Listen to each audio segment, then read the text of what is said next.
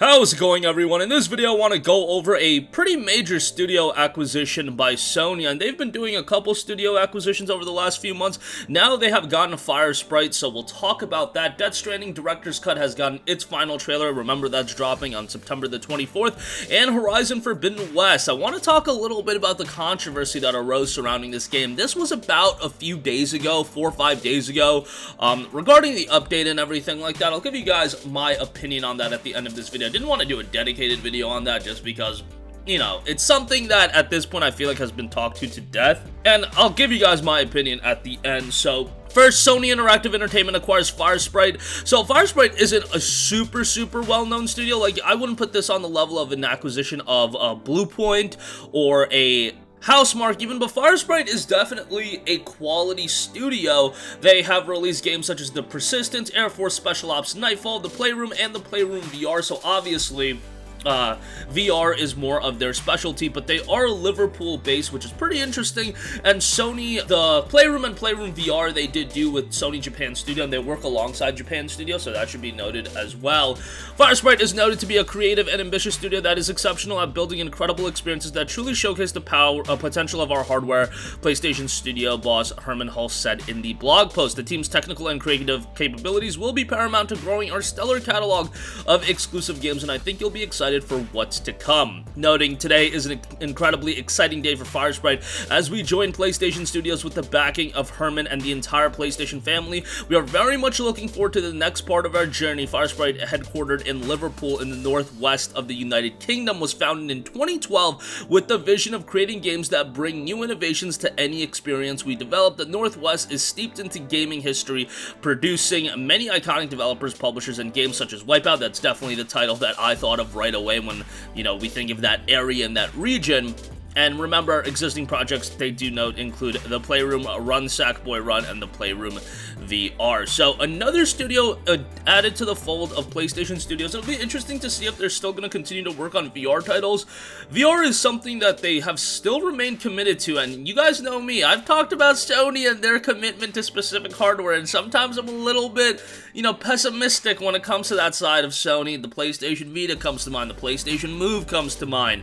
Even the PSP. The PSP sold really well, but if you remember, and I was a big PSP fan back in the day, man, they really did taper off making games for that platform just a few years into its life, which was really a bummer. But yeah, hopefully they do remain committed to VR, and given the fact they're doing a VR too, I think it's pretty safe to say that they're going to remain relatively committed to doing VR content. Alright, moving on from that, I do want to note Death Stranding Director's Cut has gotten its final trailer. This is dropping September 24th, so this is actually coming the same day as Lost Judgment, so that's going to be a little bit of a busy day. This, of course, is going to feature some expanded content elements as well, and it's remastered for the PlayStation 5 console. Take on the trials of Sam Bridges with advanced combat, more character actions, and a competitive ranking system for special player challenges in a definitive experience. Experience an extended storyline through new missions in expanded area, make use of additional weapons and vehicles, take on new enemy types, and explore new locations such as the firing range and racetrack, featuring extra missions and mini-games. And, of course, you do have the typical PS5 features: haptic feedback, Tempest 3D audio tech, fast loading, and stunning visuals. Performance mode will offer you upscaled 4K and up to 60 frames per second, or fidelity mode in native 4K, both with ultra-wide and HDR support. Again, Death Stranding Director's Cut dropping September to the 24th. Would recommend you to go play this game. If I remember correctly, are they releasing this game at $70 on the PS5? If they are, don't buy it. I feel like it's being released at $50. Whatever the case may be on that, actually, it's the Director's Cut. You can buy it on the PlayStation Store, so I looked it up right now. It's $60. I would not pay $60 right out the gate for the Director's Cut. What I would do is find a copy of Death Stranding on the cheap and then go pick that up. I bet if I just go ahead and look up Death Stranding right now to buy a copy of it, how much is it? Bro, there's literally copies of Death Stranding on Amazon for $24. Like, come on, Sony. How are you gonna do that? Nah. For whatever reason, the Director's Cut here on the PlayStation Store is $60, but then the physical copy is $50. I might be missing something here, but nevertheless, yeah, just go buy that PS4 copy and then go buy the upgrade path unless you're really desperate to have that PlayStation 5 case or something.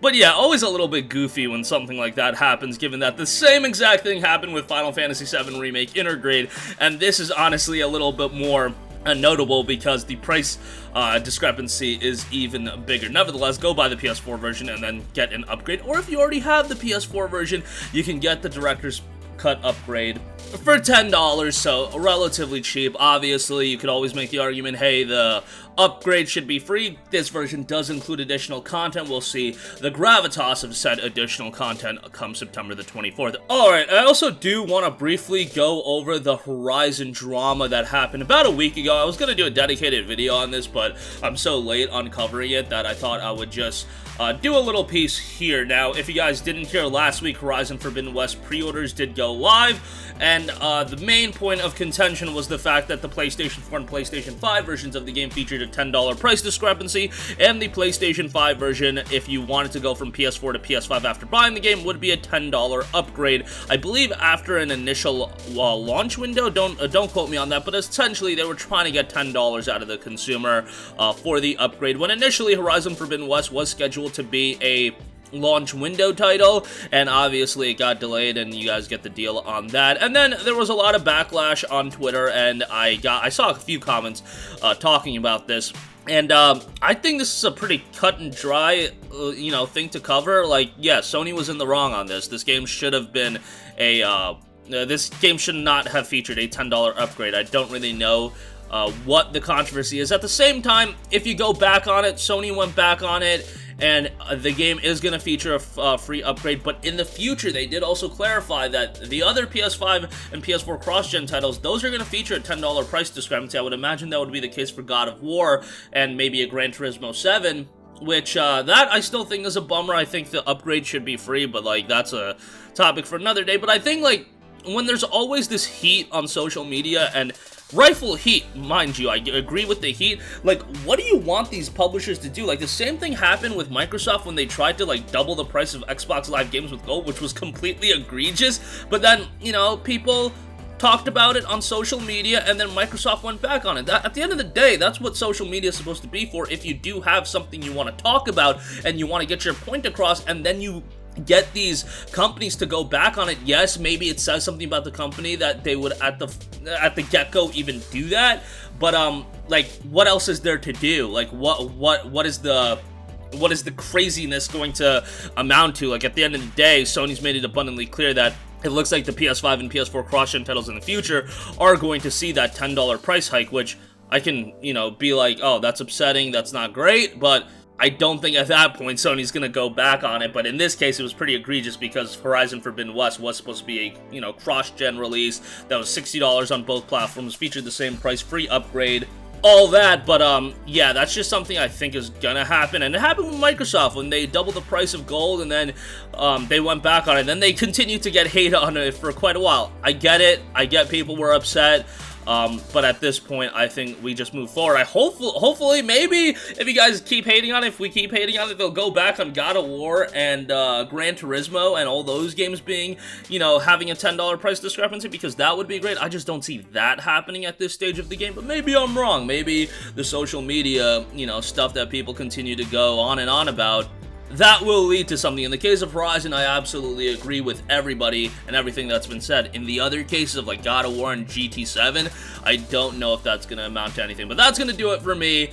Again, Sony Interactive Entertainment has acquired Firesprite Studio. Not a huge acquisition, but they can still be a compelling addition to the group. And especially because you got to remember, all these studios, all the time, they don't start off with banger after banger left and right. Sometimes they start helping a different studio with a game, and then they develop into their own quality studio, and Firesprite can easily be that. Dead Stranding Director's Cut dropping September 24th. Check out the Final Cut trailer, and Horizon, gave my 2 cents on that. Let me know if you agree or disagree. That's going to do it for me. Sound off with all of your thoughts in the comment section down below. Thank you for watching, and goodbye.